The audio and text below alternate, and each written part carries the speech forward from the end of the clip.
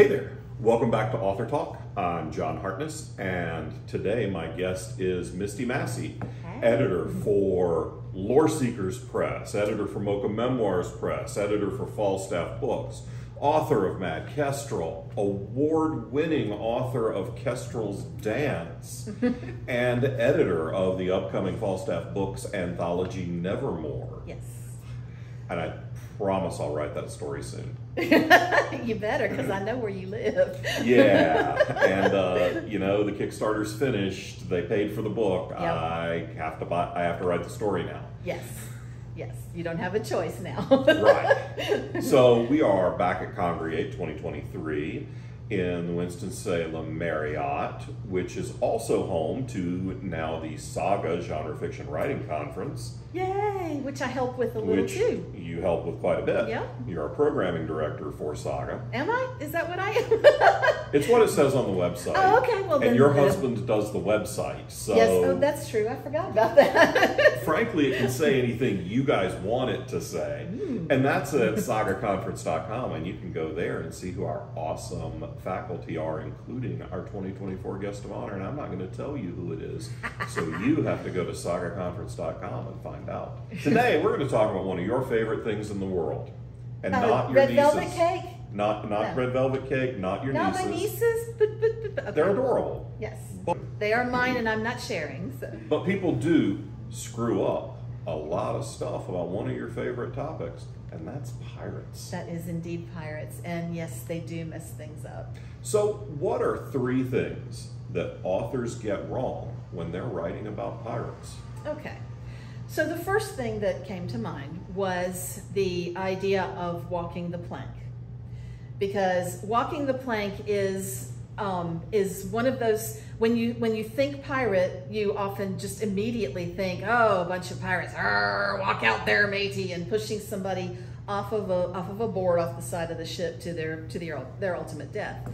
And yes, that happened, but not nearly as often as Hollywood and fiction would have you believe. It was an extremely rare occurrence. There are only there's a handful of documented instances where somebody actually did that. And most of the time it was not this, you know, the crew gathered on the deck to watch the poor person get shoved off. Most of the time walking the plank was just tossing somebody over. Yeah, that made way more sense to me, because you're not sailing a boat with a stick poking out from the side. Right. So if you want to chuck this guy over, what are you doing? You get a random 2x4 that you just happen to have lying around, and you nail enough of them together for somebody to walk along, and you nail it to the deck, and then you run that out. I mean, right. That's a lot of work. Right. You could just stab somebody. Right, exactly. Or hang them from a yard arm, or keel haul them. Keel haul. There were lots of punishments that pirates did far more commonly than walking the plank. Like I said, there are a few instances that are documented, usually by people who were writing in the 16th century. And so even that is maybe, because that was the 16th century, no internet to check things.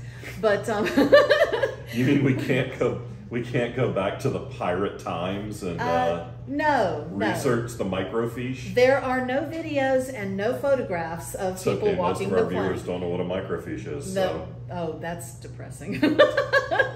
Well, you were a librarian, so you got way more exposure to microfiche than most. This is very true. I'm just told.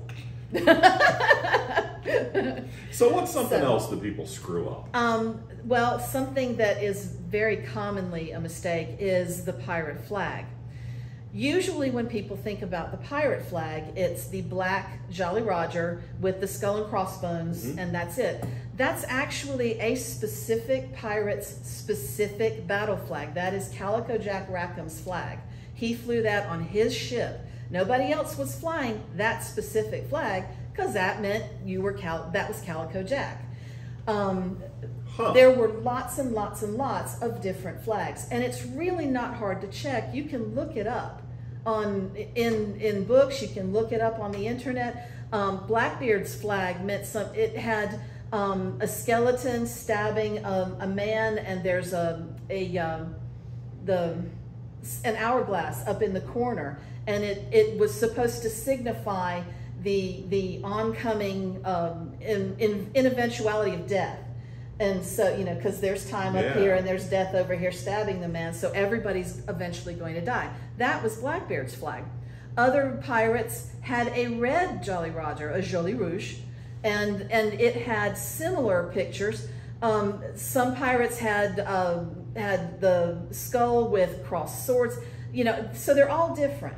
But the one that everybody's used to is Calico Jack Rackham's flag, and he would not appreciate that being used to describe every single pirate. Or maybe he would. Maybe he would like that, because then they'd all be working for him. And then he could come after them all for infringement on his IP. And, right, exactly. But fortunately, since we aren't Johnny Depp, despite my dramatic resemblance, we aren't Johnny Depp and we aren't living in Pirates of the Caribbean, so the odds of Calico Jack finding anyone today, fairly slim. Right. Now, especially since he was hanged. So. Yeah. So one thing I wanted to chat with you about real briefly is, what about lady pirates? Well, that was going to be my third thing, and the most important one.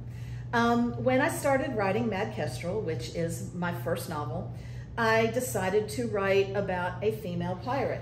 There is historical documentation of women on board ships. Mary Read, Anne Bonny, just to name two that might be familiar to you.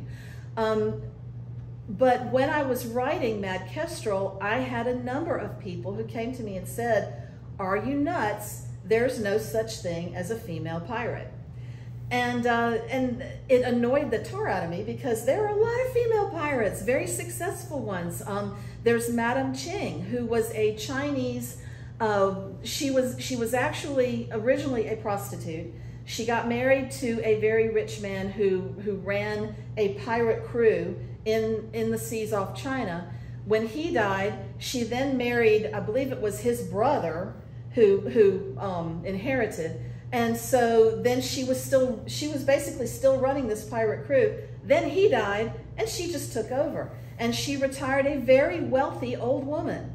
So, you know, not only were women being pirates, but women were being successful pirates who lived through it. So anybody that says there was not a female pirate is just completely ignoring history. And you do still run into authors from time to time who will write books about pirates, and there's not a single female in the bunch. And I'm sorry, that's just not true. Anne Bonny was the protagonist of our friend R.S. Belcher's book, Queen of Swords. She was. Yes. She was, and that's a wonderful book. It is. I love that whole series. That's why I publish it now. Gotcha.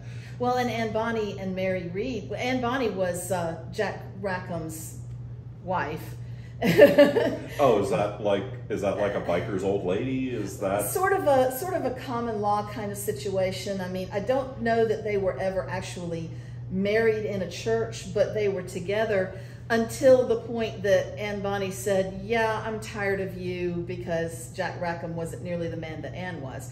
And so and she told him that. She said, if you'd been more of a man, you wouldn't be hanging like a dog. So, yeah.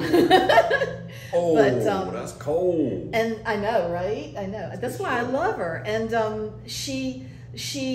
some historians say that she and Mary Read were a couple.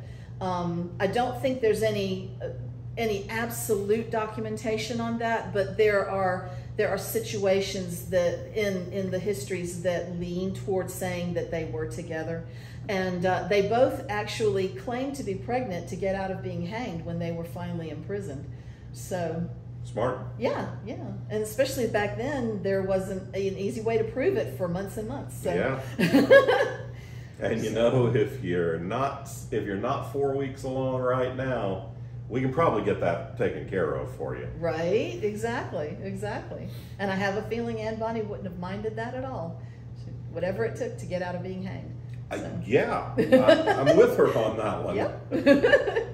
All right, well, thank you, Misty, for taking a few minutes to sit and talk to us about pirates. I've been doing a fair chunk of research on one of North Carolina's most famous pirates. Have you? Yeah, for Blackbeard, Tench. Ah, of course. Because the next Quincy Harker book is set in Manteo, and some of Tench's treasure may feature into the story a little bit. Ooh, yay! I can't wait to read it. Yeah, it was my excuse to go to the Outer Banks for a couple of days and hang out by the ocean. Sounds like a fair plan. I mean, look, we're 2 books into a pirate series. Miss I Love the Beach more than I love chocolate. Yes, I do, and that's true. But thank you. It's great to see you as always, and we will see y'all next time on Author Talk. Bye.